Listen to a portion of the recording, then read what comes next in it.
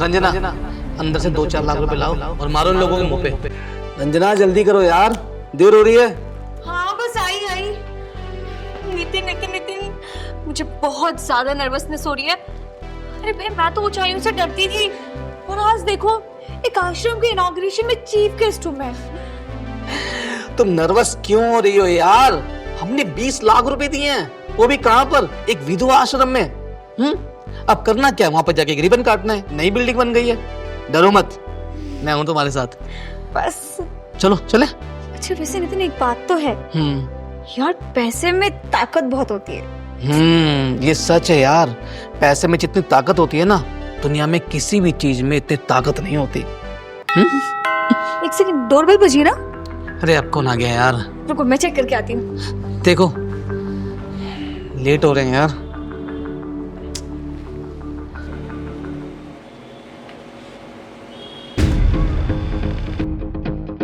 कौन है रंजना?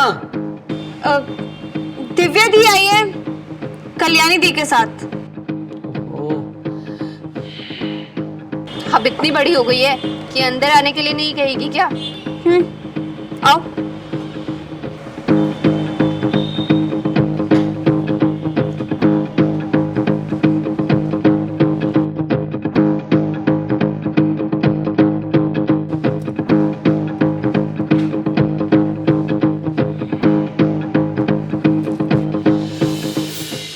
लगता है कहीं जाने की बहुत जल्दी है। हाँ जल्दी तो है। रिबन काटने की। बाय द वे आप लोग बिन बुलाए क्यों आए हो? तेरी बहन के कंधे पे पाँव रख के तूने जो ये कामयाबी हासिल की है ना, और उसके बलबूते ये जो तू 20 लाख रुपए डोनेशन दे रही है, अरे उसमें से 10 लाख भी अपनी बहन को दे देती ना, तो आज तेरी बहन को विधवा आश्रम न जाना पड़ता। कल्याणी दीदी, मुझे कुछ नहीं चाहिए इससे, और बड़ी बहन होने के नाते मेरा फर्ज था। मैंने अपने अरमानों का गला घोटकर वो सब किया इसके लिए जो मुझे करना चाहिए था। इसे पढ़ाया लिखाया, लेकिन जब इसको इसकी मंजिल मिल गई तो इसने मुझे किनारा कर दिया और अपनी जिंदगी बसा ली, वो भी लव मैरिज करके।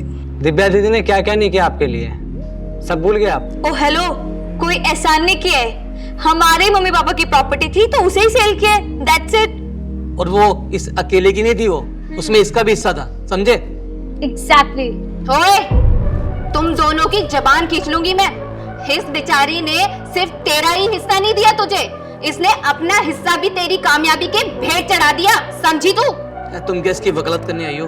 कल्याणी किसी वकालत की अदालत में वक्त बर्बाद नहीं करती। कल्याणी डायरेक्ट फैसला करती है। और तुम जो आज ये करोड़ों की प्रॉपर्टी पे ऐश कर रहे हो ना, वो सब इस दिव्या की बदौलत है, समझे?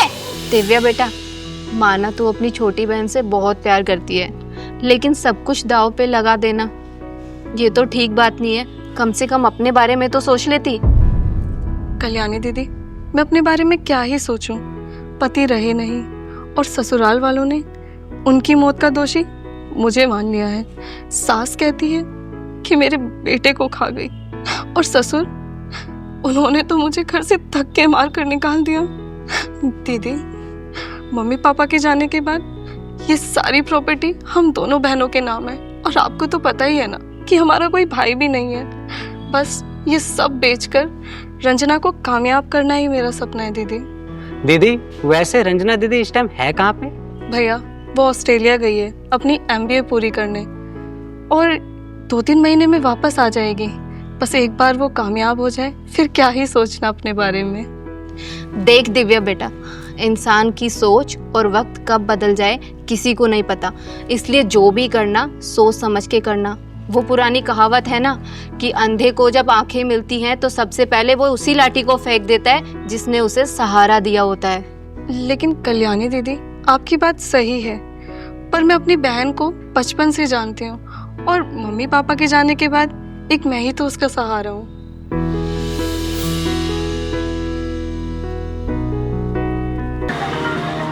रोको दीदी, रोको रोको रोको रोको। अरे क्या हुआ घुंघरू, गाड़ी क्यों रुकवाई? उधर देखो।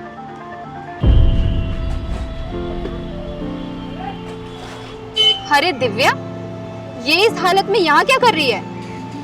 चल चल के देखते हैं।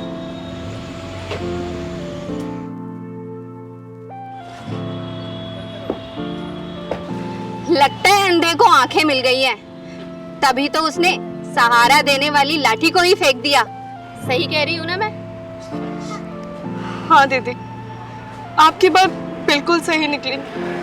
रंजना ने कामयाब होने के बाद मुझसे रिश्ता तोड़ लिया और ना जाने किसी अनजान लड़के के साथ लव मैरिज करके उसके साथ रहने लगी। चुप हो जा।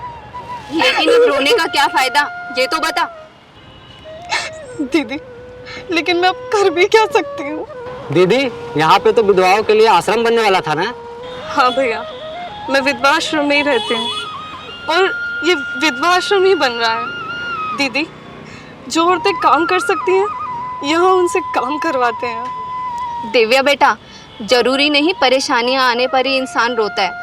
कभी कभी जरूरत से ज्यादा दरियादिली और शराफत भी उसे रुला देती है। हर जिन रिश्तों की परछाइयों के पीछे वो भागता रहता है ना, अक्सर उसकी खुद की परछाइयाँ उसका पीछा छोड़ देती हैं। और तू इस कल्याणी के होते हुए किसी आश्रम में क्यों रहेगी? हर जिन माँ बाप ने तुझे पैदा किया है ना, उन्होंने मुझे भी अपनी गोद में खिलाया है, अपनी बाहों में झुलाया है। इस नाते से तो मैं तेरी बड़ी बहन हुई ना।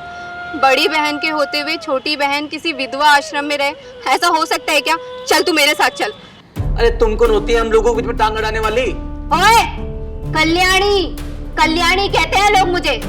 और तुम जैसे बेईमानों को सीधे रास्ते पे लाना कल्याणी को बहुत अच्छे से आता है। ओह हेलो, सुनो, हमें ना बहुत इंपॉर्टेंट जगह जाना है और हमारे पास इतना टाइम नहीं है तुम्हारे साथ ऐसी फालतू बातें करें। एक काम करना, बाद में आना, फिर बात करेंगे। चलो। अच्छा, जब तक दिव्या को उसका हक नहीं मिल जाता ना, कोई इस घर से एक पैर बाहर नहीं निकाल सकता और ना ही कोई अंदर आ सकता है। दीदी, जब भगवान ने ही मुझसे मेरी खुशियाँ छीन ली तो इस बेईमान से मैं क्या ही उम्मीद रख सकती हूँ? मुझे कुछ नहीं चाहिए दीदी, आप चलिए यहाँ से। रंजना, अंदर से 2-4 लाख रुपए लाओ और मारो इन लोगों के मुंह पे। क्या 2-4 लाख रुपए मुंह पे मारेगा तू? हाँ,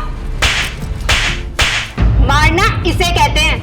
अरे हरामखोर, अपनी बहन के सर से छत छीन के तू बाहर चीफ गेस्ट बन के रिबन काटने जा रही है। तुझे जरा भी शर्म नहीं आई? और यहाँ ऐस मौज की जिंदगी काट रही है। तूने जरा भी सोचा कि तेरी बहन कैसे जी रही होगी, क्या कर रही होगी?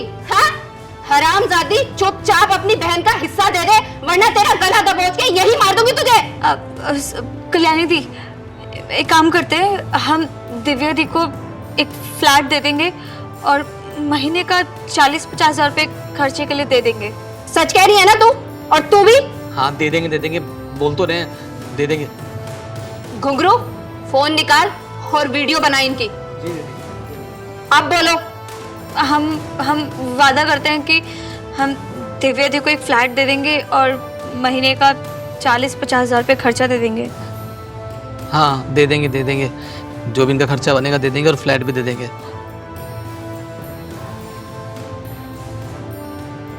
दिव्या बहन, ये रहा प्रूफ। और अगर ये तुम्हारा हिस्सा देने से मना करे ना, या जरा भी चू चपड़ करे, तो ये तुम्हारे पास प्रूफ है तुम्हारा हिस्सा लेने के लिए।